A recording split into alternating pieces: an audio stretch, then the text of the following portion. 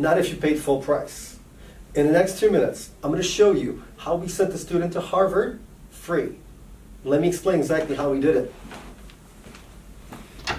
Before I share with you this powerful information, for those of you who don't know me, my name is Tom Krobak. I'm a financial advisor and president of the nation's leading firm that helps parents send their kids to the best school at the lowest possible cost, Plan on College. Imagine for a moment, your daughter or your son got into Harvard. Great news, she's happy.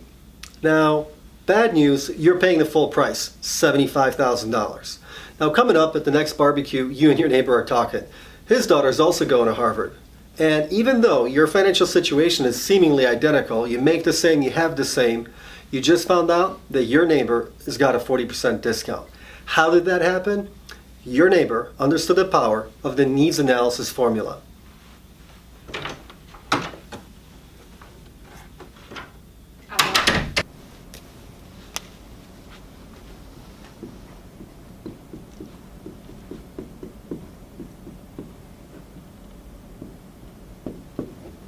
The needs analysis formula. Hope you can read that.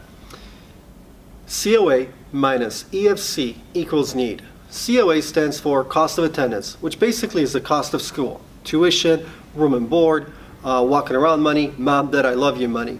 EFC is what the colleges think you can afford to pay comfortably after seeing your financial aid paperwork. Need is the difference between these two, which basically is the amount of discount that you might get. Now, the most important component here, of course, is your EFC. And what most families don't understand is that they walk around with what I call an inflated EFC. It means that based on how their income and assets are positioned, the EFC is higher than it could be. Imagine there's a line, and